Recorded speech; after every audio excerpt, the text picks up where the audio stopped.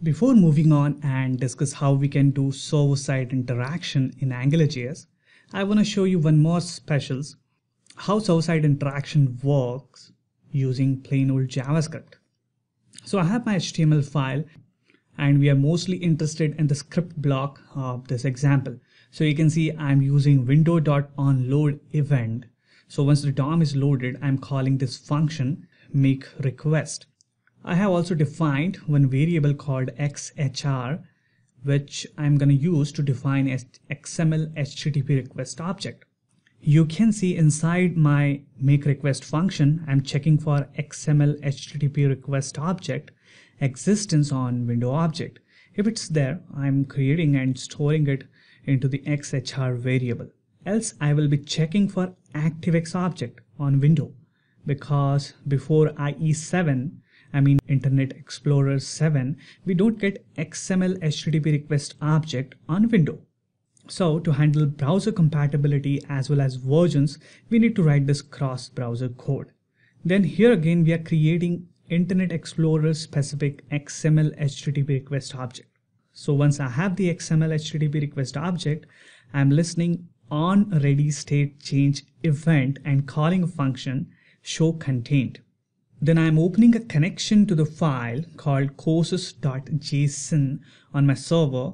I'm using a JSON file to keep this example simple, but you can have server-side code returning the JSON data as well. Then you can use that URL here instead of this JSON file URL.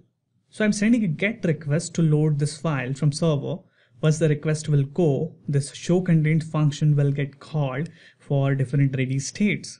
When we send a request, the ready state will have a value of 0. That's called uninitialized state. Then it will be 1 when the data is loading. Then 2 when the data is loaded. 3 when you will be able to interact with data. And the state we are interested in is 4 when the data load is complete. So once the data is loaded and the status is OK, 200 means OK, we are storing the response in our output variable.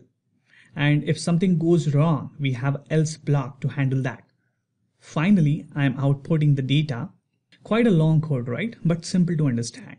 So let's run and check the console. Awesome. So we got our course data printed here in my console.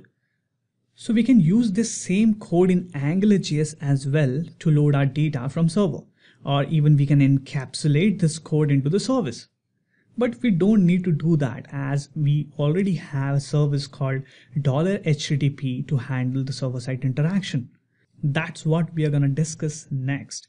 One more point I want to add here, if you're using Visual Studio to run this example, you need to add this web.config and you need to add this mymap node in that file to avoid issues related to JSON file loading. Elsewhere, it should work fine, but you should have a local server installed.